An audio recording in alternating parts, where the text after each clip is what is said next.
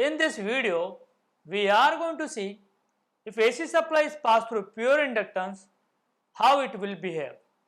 So, pure inductor practically not possible, but still in order to understand the behavior of inductor under the influence of AC supply, we are considering a pure inductor. So, this is a circuit. AC supply is given to a pure inductor. The AC supply we have considered as a Vm sin omega t having a phase angle 0. In turns, it will become a reference quantity. Now, this voltage will give rise to a flux phi, and this change in flux phi with respect to time linked with the inductor, and we are having Faraday's law of electromagnetic induction, which tells EMF induced is minus d phi by dt, and phi is given by L into I. So ultimately I will get an equation EMF induced, which is a self EMF, equal to E equal to minus L di by dt. As per the Lenz's law, effect will oppose the cause. Effect is self-induced EMF E and cause is voltage V. So I can say voltage applied is minus E. So that is minus bracket minus L di by dt equal to L di by dt. What I want? What is the current I? So for that, I will consider di on one side and remaining term Vm by L sin omega t dt on other side. I want I, so let's integrate. So after integral, I will get integral Vm by L sin omega t dt. Vm by L is a constant, I take it out. So in bracket, if I integrate sin omega t, I will get minus cos omega t upon omega, that equal to Vm by omega L. What I have done over here, minus cos omega t, I consider as sin omega t minus pi by 2, because we know minus cos theta can be represented as sin theta minus pi by 2. Why I have done this?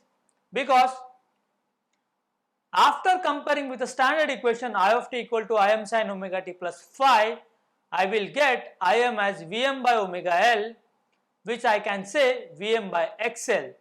XL is nothing but inductive reactance, and phi I will get as minus pi by 2 radian or minus 90 degree. So by considering voltage as a reference having phase angle 0, if I pass this voltage to a pure inductor, I will get a current passing through it having a phase angle minus 90 degree. So the conclusion is, in purely inductive circuit, the current lags the voltage applied by pi by 2 radians or 90 degree. So the phase angle of current flowing through inductor is having a phase angle of 90 degree, and that is a minus 90 degree, means it's a lagging. So see the waveform and the phasor diagram. This is the reference I have taken, that is VL, and current is delayed this reference by angle pi by 2 radian or 90 degree. Corresponding phasor diagram I have shown like this. Voltage is a reference and current lags. If I take a anti-clockwise direction, current lags voltage by 90 degree. Now one quantity we have introduced, that is XL. So XL is nothing but omega L, and that is given by 2 pi FL. So what is the XL? XL is nothing but an inductive reactance. Is defined as the opposition offered by inductance of a circuit to the flow of alternating sinusoidal current. So it is just like a resistance, but it's the opposition offered by inductor of a circuit to an alternating quantity.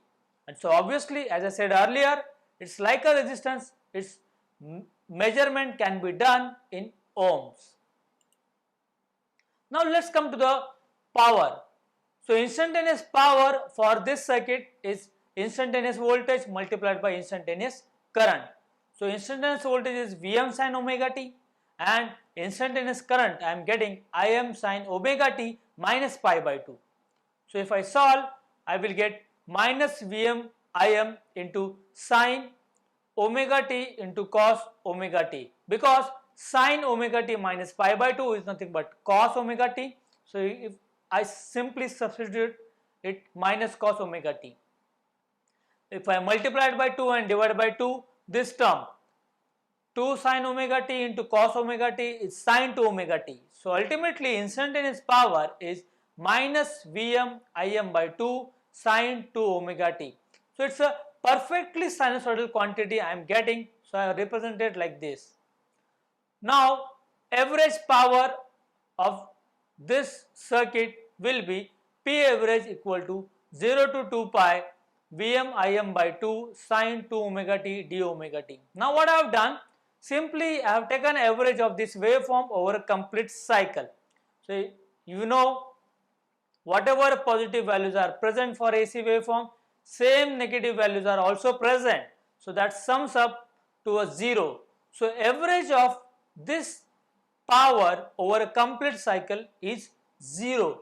So what conclusion we can draw is, whenever you are giving a AC supply to a pure inductor, inductor never consumes a power. So power taken by inductor is always 0. But remember, this concept we are learning with respect to pure inductor. Thank you.